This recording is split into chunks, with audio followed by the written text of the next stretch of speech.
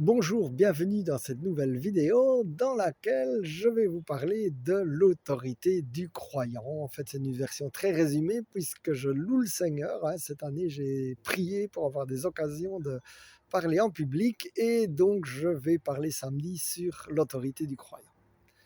Alors, l'autorité, ça me fait penser à un policier.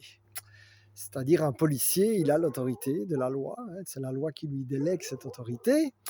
Et il lève la main, tout le monde s'arrête, alors que, quelque part, les camions vont s'arrêter, mais le camion pourrait écraser le policier.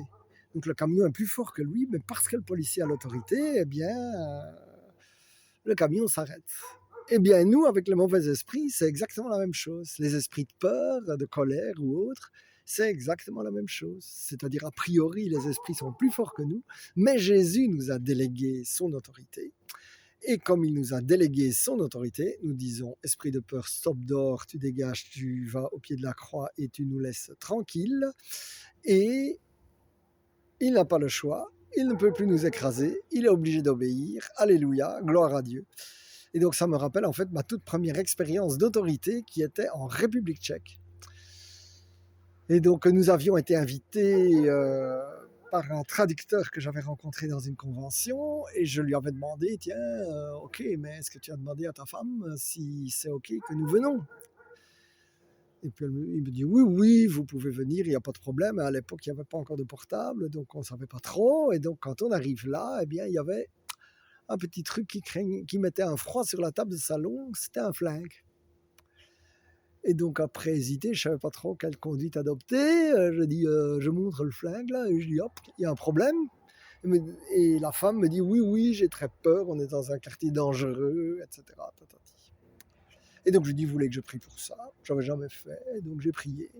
J'ai fait le tour de la maison, j'ai dit: «Dans le nom de Jésus, tous les esprits de peur là, vous dégagez, vous quittez» et puis, je trace une ligne avec le sang de Jésus autour de la maison et vous ne revenez plus. Et à la place, je mets tout au long de cette ligne des anges de Dieu. Eh bien, j'en ai été le premier étonné. J'ai tout de suite senti que l'atmosphère changeait dans la maison et les 3 4 jours où on y est allé, je veux dire, ça allait quand même beaucoup mieux. Et donc, ce couple est resté là pendant 2 ans. Et après, ils ont dû déménager, ils ont quitté Prague. Mais pendant ces 2 ans, en fait, elle n'a plus jamais eu ces craintes. Et donc, je me sentais, quand j'ai reçu cette annonce, je me sentais comme les 72 disciples. Les 72 disciples qui reviennent tout joyeux à Jésus et qui disent les démons sont soumis, nous sont soumis en ton nom Jésus. Et Jésus dit réjouissez-vous aussi que vos noms soient inscrits dans le cœur du Père. Donc il y a beaucoup de raisons de se réjouir. Et alors évidemment les démons sont soumis dans le nom de Jésus. Le nom de Jésus, c'est pas dire in Jesus name ou dans le nom de Jésus, c'est être aligné avec la volonté de Jésus. Et donc, c'est pour la mission, pour quand on est dans la compassion, quand on a un mandat d'église, enfin, voilà.